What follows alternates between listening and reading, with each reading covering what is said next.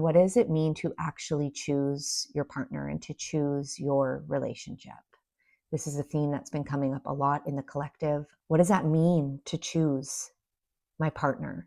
Do I have the capacity to choose all of it? Am I holding on to the potential and hoping for the potential? Or am I actually grounded in the reality of what this is with my partner in the container that we are in? I hope this can help you on your path. Enjoy.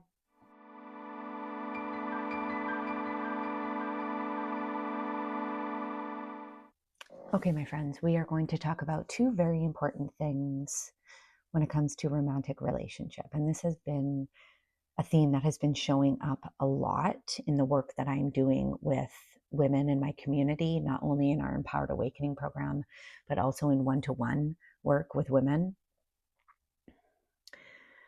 And I know that when it shows up a lot, I know that when it continues to show up, I know that when it continues to reveal itself, and this is also something that I have explored, it's time to share it. It's time to talk about it. It's time to pull it apart, to tease it apart, to deconstruct it, to help us understand better what it is around this piece. Relationships and how to actually choose your relationship, how to know when you aren't fully choosing it, how to know if you can fully choose it, and what you might be choosing instead. And I know that all of that sounds quite abstract. So let's dive into it. I think sometimes we can have this understanding or we can be conditioned to believe that we are choosing our romantic relationship, but what you might start to see, and if you go deeper, you will start to feel this. And if you reflect, you might start to see this in past relationships, that you weren't actually choosing the relationship, you were choosing what you thought was a relationship, but was actually safety or a false sense of certainty. And what I mean by that is choosing these pieces outside of the relationship that allowed you to feel a false sense of safety. Like maybe these structures or these ways that you thought it was going to be or how you thought it was going to go, and these expectations that you created, which weren't actually the relationship itself. You know, there's this piece around when we choose the reality of someone versus when we choose their potential. When we choose the reality of someone, or whether we are hoping for or expecting their potential. So sit with this for a moment, right? Like when you feel into the relationship that you are in, maybe you're not in a romantic relationship right now. So think about this in terms of an ex, a big relationship that you have been in the past. Were you actually choosing that person? Or were you hoping for the potential that you thought they could be? Who you thought they could become at some point, who you wanted them to become, who you wanted them to expand into. It's not to say that they couldn't, and maybe they have, but when you had that potential in mind, were they in that, or was that something far off in the future that you hoped they would get to at some point? This is a really important piece to be really honest with yourself about, okay? Because when we are hoping for the potential versus choosing the reality, we are, one, never actually fully present in the container, present in the relationship itself, present with that person and who they are in front of us. We're always in this sort of far off place. We're never actually present in it, because we're always waiting and hoping for those things to occur, or we're hoping and we're waiting for that person to become this version of themselves that we think they need to be, that we think they should be. But the truth is, they might never become that person. That potential that you are hoping for, that's actually possibly not even part of their path or their journey. And while that's hard to swallow, there is so much freedom in that, because it's not the reality. We find freedom in the reality.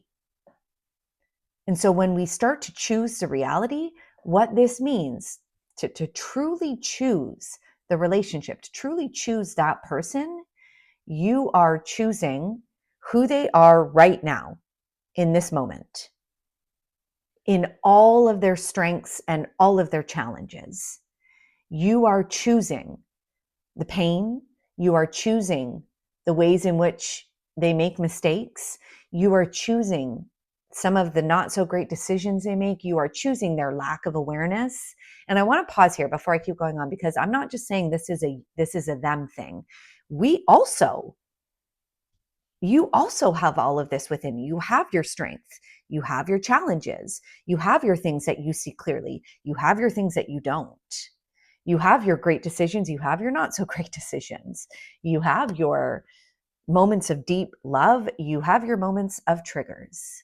This is not to say that like this is just about them. The same goes for you.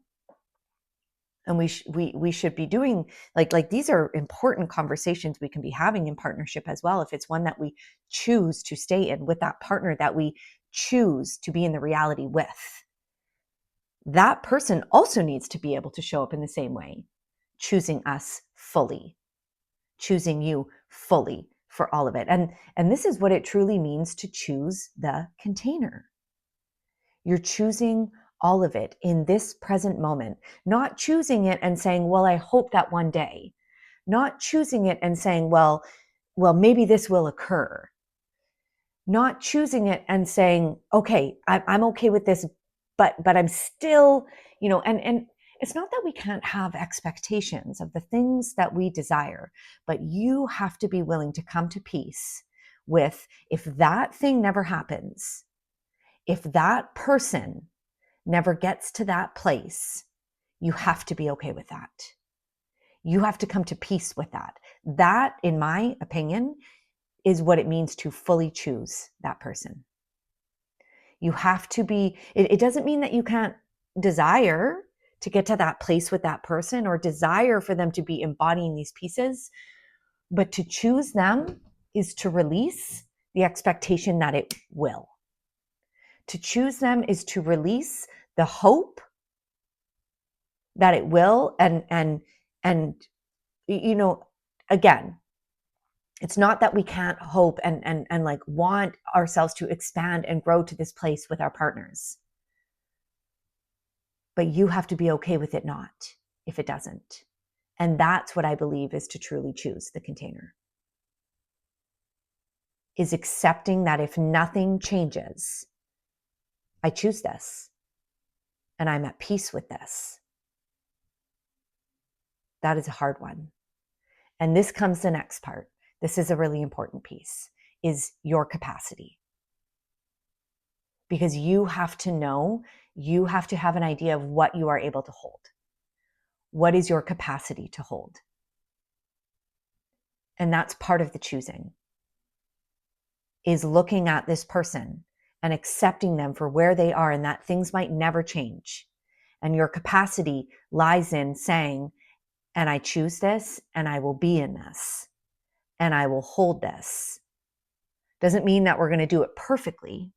Doesn't mean that we're not going to have days where you falter, where you struggle, where you question everything. But you have to really sit with, in order to be able to accept the reality of where your partner is, you have to really be able to sit with, and can I hold that? And am I okay with that? That's what it means to come to peace with it. And do I have the awareness and the tools to be able to hold that when we do have these days where things falter, when we do have these days where things don't go the way they want? Do I have the capacity to hold the hard stuff? Because the good stuff we can hold. The good stuff is the great stuff. That's not the hard stuff to hold. It's the tough stuff. It's the pain. It's the mistakes. It's the triggers. It's the old patterns that show up that will reoccur, because relationships are our greatest container for healing. And how do we experience that greater healing? Through the patterns that show up, through the ways that we are invited to shift, through the mirror that we are given by that person, by what they are representing, because the mirror they're holding it's not actually them, it's our stuff. That's why triggers are or that's why relationships are so triggering sometimes, is because your stuff comes to the surface and it's being shown to you through the mirror of your partner. So I hope this can help you if you're struggling in a place where you don't know what to do in your relationship, where you're struggling. What's the decision that I make here? Can I be with this person? Are we going to grow through this? Are we going to expand through this? There's so much resistance. How do I move through this? What do I do? Are you really choosing that container? Do you have the capacity to choose it? What would it mean to fully choose it? And maybe you can't right now, and that's okay. But these are the really hard, honest conversations we need to have within ourselves. And when we're able to go there, when we're able to explore this and really be honest with ourselves and our partner, that's where the freedom is found. It doesn't always mean it's easy. It often isn't. It doesn't always mean it's a clear straight line or linear. It never is. It's like this and then like this and then over here, right? That is healing in relationships. But the more honest that you can be, the greater freedom you're going to find through the process. You've got this.